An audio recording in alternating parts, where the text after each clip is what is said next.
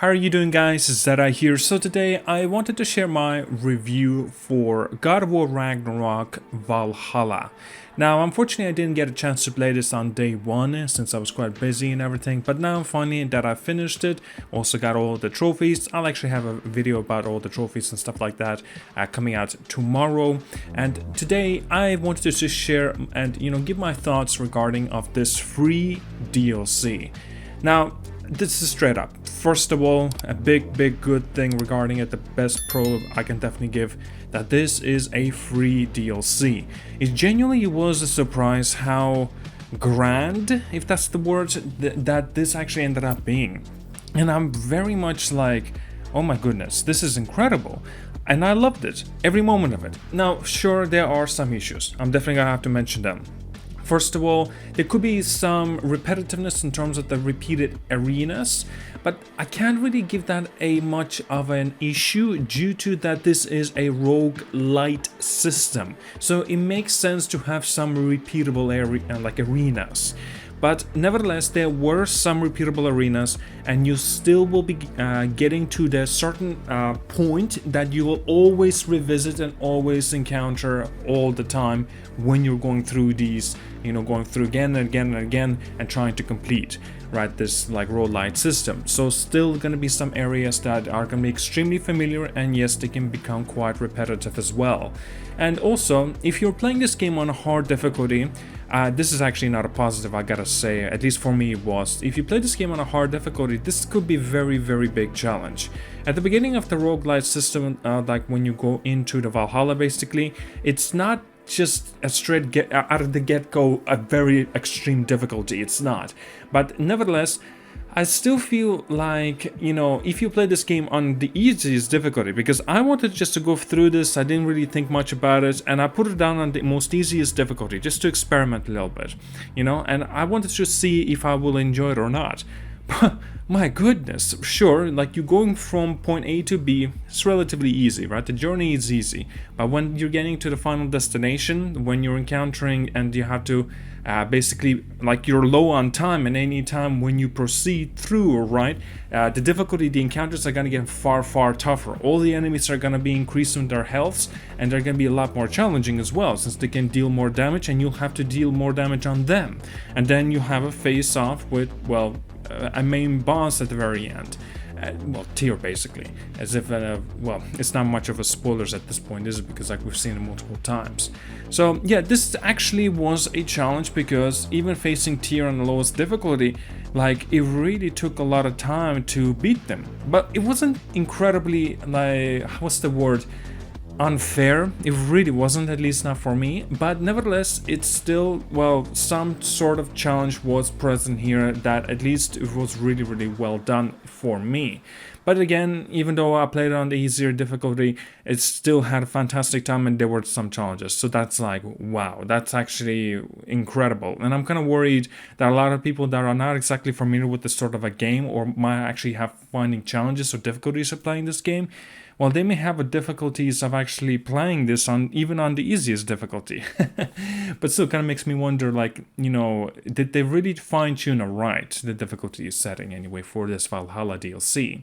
So I want to say not a pro regarding that. This is genuinely is a compelling and personal narrative, right? I like the way that there's a heavy connections towards the original trilogy of the God of War, and it really is present here. I like to see how Kratos reflects on that, and how he goes through and shares his real thoughts of what he's experienced within the original of the God of War. He kind of shares his input, and also what the things that he could have perhaps done something differently. His regrets and his kind of pity as well, if in a lot of cases. Like, it's just genuinely, it's incredible. The development that Kratos has gone through within Valhalla of this DLC is incredible.